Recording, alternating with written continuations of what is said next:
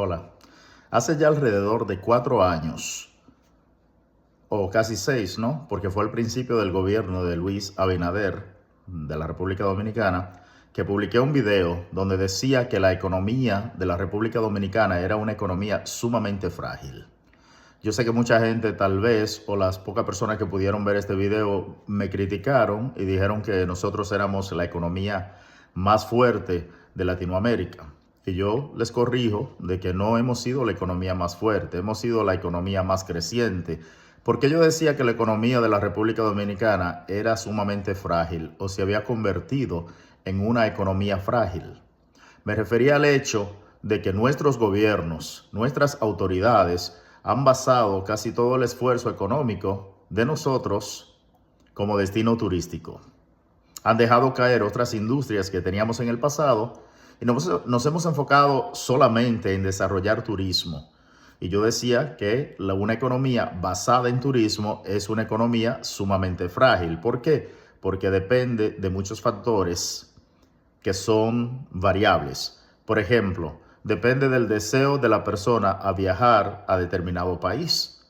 Si el país se convierte en un lugar peligroso o empieza a adquirir mala fama, como han habido momentos en que otros sectores, otros lugares turísticos nos han tratado de lanzar mala fama, y eso se hace a través de pago a instituciones y organismos que cogen ese dinero, normalmente aquellos que se definen como organizaciones sin fines de lucro, que obviamente se lucran y se lucran en gran manera por debajo de la mesa. Estas personas o estas instituciones inventaban cosas como que los dominicanos somos racistas, que discriminamos a la raza negra cuando la mayoría de nosotros somos negros, lo cual es completamente incoherente, pero esa es una forma de afectar el turismo de un país.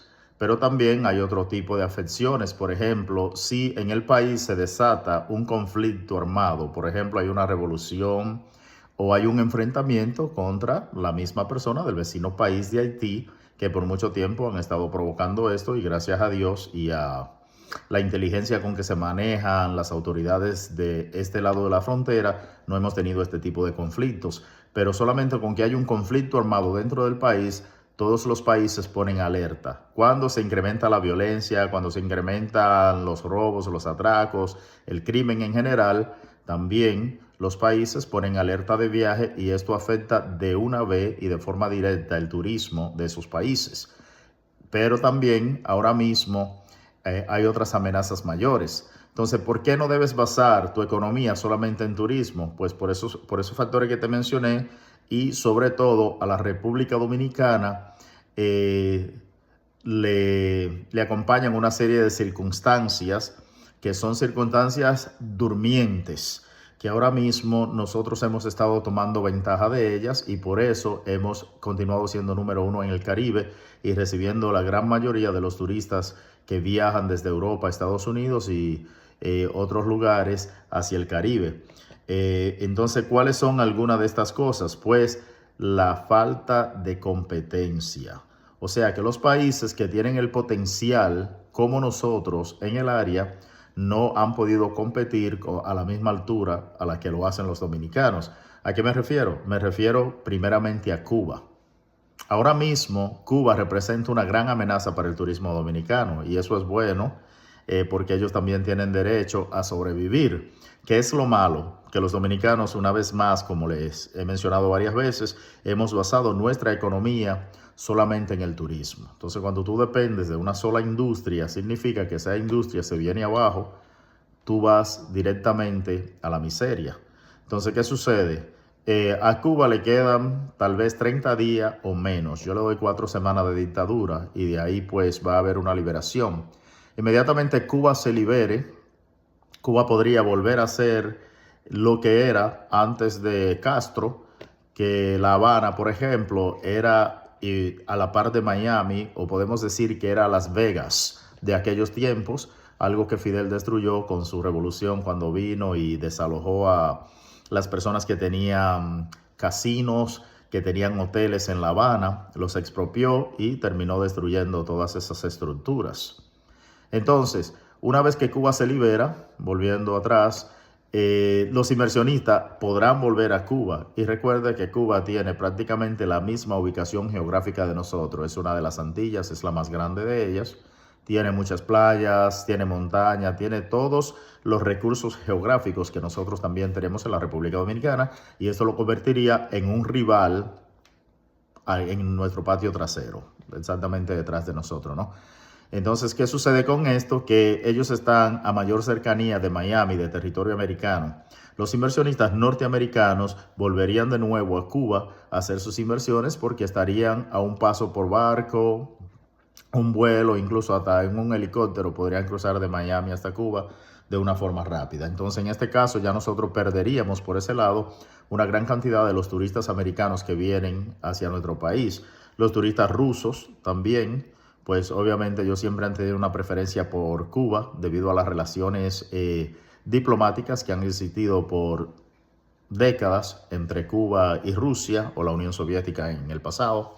Entonces estas son cosas que nos pueden afectar. ¿Qué sucede también? Ahí tenemos a Venezuela, que ya está en camino, en cauce a su libertad y a tener un gobierno democrático. Una vez que esto suceda, Venezuela también es un país con gran potencial turístico, sobre todo Isla Margarita, Los Roques, los parques nacionales que ellos tienen muchísima belleza y la gente dejó de ir a Venezuela y visitar para turismo porque se incrementó el crimen, la inseguridad y sobre todo las políticas dictatoriales y las políticas comunistas, socialistas de Maduro, de Chávez anteriormente y esta gente que hicieron que la gente tuviese miedo de visitar ese país y sobre todo los turistas norteamericanos que cuando llegan allá pues se sienten inseguros y a veces son perseguidos y son acusados de espionaje y disparates así. Pero removida todas estas restricciones y todas estas situaciones, nosotros ya seríamos un competidor dentro del turismo por las personas que desean viajar, salir de sus países para vacacionar. Entonces, en este caso, por eso es que le decía que nuestra economía, aunque muchas personas me critiquen, es sumamente frágil, porque ningún país puede basar su economía solamente en turismo. ¿Qué pasó con las industrias que teníamos anteriormente? En una ocasión, nosotros llegamos a tener, creo que más de 100 empresas estatales, y eso se fue disminuyendo con el tiempo. A la llegada de Leonel Fernández no quedaban ya tantas, pero Leonel Fernández como presidente decidió regalarle a sus compañeros de partido al precio de vaca muerta, como decimos nosotros los dominicanos, las industrias que todavía pertenecían al gobierno y recaudaban fondos para el Estado. Eso desapareció, así que esos ingresos ya el gobierno no lo percibe. También teníamos una gran industria de la caña de azúcar y con la aparición de los gobiernos de Leonel Fernández y Danilo Medina, ambos del Partido de la Liberación Dominicana, PLD, o Partido de Ladrones Dominicanos, como nosotros le conocemos mejor, ellos decidieron regalar también la tierra que era de los ingenios azucareros a sus compañeros de partido y vendérsela a centavo por hectáreas, y de esta manera destruyeron nuestra gran economía de la industria azucarera, porque en vez de competir con los nuevos países que entraban a sembrar caña de azúcar, lo que decidieron fue acobardarse, echarse atrás, regalar o vender esos terrenos de una forma muy barata. Entonces, ¿qué sucede? Que con la destrucción de esta industria y en vez de hacer su fortalecimiento, ya a nosotros nos quedan muy pocas cosas. Aunque se dice y se han mostrado pruebas de que en la República Dominicana existen yacimientos de petróleo, nuestro petróleo es de muy baja calidad y como que no vale la pena ni siquiera explotarlo ni hacer más exploraciones sobre esto y se ha quedado ahí. Tenemos otros minerales, pero el oro, por ejemplo, que producimos en gran cantidad, está regalado a Canadá a través de la Berry Gold, que es una compañía canadiense que se lleva el 97% de las ganancias obtenidas por el oro y nos da a nosotros un 3%. Según Danilo Medina, esto mejoró de un 60 a un 40, pero eso es mentira y sabemos que es mentira, no es así. Ellos se llevan casi todo ese oro y a nosotros nos quedan simplemente las cuevas y los hoyos, las destrucciones de las montañas que se generan con eso.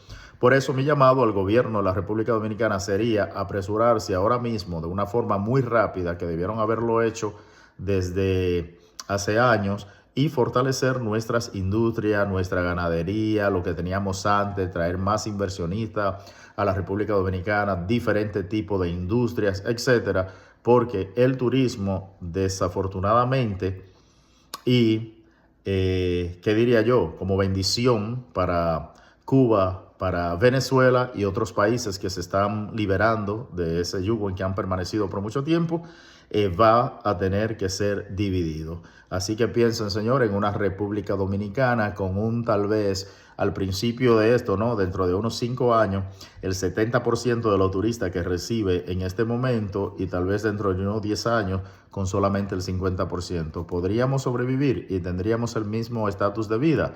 Es posible, pero simplemente si diversificamos nuestras fuentes de ingreso y no nos basamos solamente en el turismo, que, como repito, es una industria sumamente frágil y depende de muchos factores. Gracias.